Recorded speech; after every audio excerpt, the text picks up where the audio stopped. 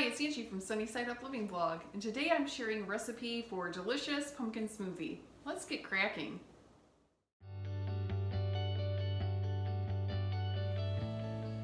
A couple weeks ago, I shared a recipe for a green smoothie that I make a lot here at Sunny Side Up. Green smoothies are perfect for quick lunches or when you're really busy around the house or even outside in the yard and you don't want to sit down and take a lot of extra time for lunch, so those green smoothies come in handy. Plus they're really packed with lots of great vitamins, which is another reason that I love them, and they're a lot less expensive than the smoothie shop recipes. So today's recipe, we're going to be making a pumpkin smoothie, and I actually have a recipe for homemade pumpkin puree that I make in the fall. I'm actually out of that. I've used it all up, but this pumpkin, 100% pumpkin, is a good stand-in for that. I'm also going to be using a banana. Now you can use a frozen banana if you want. I don't particularly like frozen bananas even in smoothies, so I'm just fine with regular room temperature. Some Greek yogurt, any kind of fat level that you want. I prefer non-fat.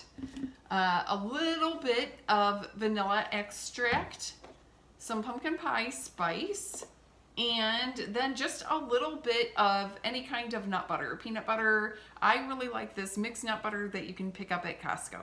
So I have to confess, I am not a big pumpkin pie lover, but I do like pumpkin flavored things. It's really, for me, pumpkin pie, it's just not the best texture for me. I like more fruit pies, not so much on the custard variety, but I like pumpkin flavored things. And even though it's not right now pumpkin season, pumpkin smoothies are really chock full of vitamin A, which is awesome.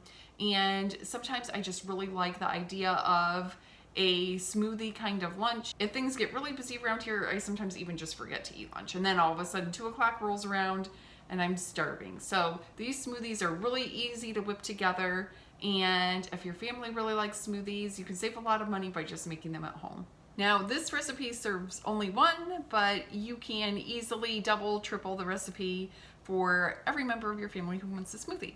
All right, first thing that we are going to add is a half a cup of your pumpkin. So we're just going to go ahead and add that into a blender. Scoop that out. Next, we're going to add half a cup of Greek yogurt. And again, any kind of fat level that you want. I prefer the Chobani Greek yogurt, and I usually just get non-fat plain, not a flavor. Okay, next we're going to add half a cup of plain Greek yogurt.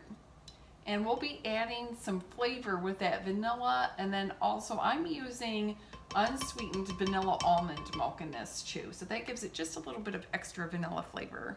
All right, next we're gonna add an entire banana. And again, if you prefer to use a frozen banana in your smoothies, by all means, go ahead and go for it. I usually just break mine apart into a couple decent sized chunks and throw those right into that blender. So there we go, there's that banana. Next, I am going to add half a cup of unsweetened vanilla almond milk. That's gonna give it a little bit more of that vanilla flavor without a lot of extra sugar. All right, next I'm gonna add 1 tablespoon of that mixed nut butter. I really like it because it has flax seeds in it, chia seeds, and it also is made with not just almonds, but also cashews. So there's all kinds of extra protein and flavor and good for you things in this 1 tablespoon of mixed nut butter. All right, to add just a little bit of extra flavoring, we're gonna add just a half teaspoon of pure vanilla extract. And then finally, we're gonna add half a teaspoon of pumpkin pie spice. Now, if you don't have pumpkin pie spice, you can substitute 1/4 teaspoon of cinnamon and then 1/8 teaspoon of nutmeg and ginger and maybe just a tiny pinch of ground allspice. All right, and now we're ready to blend.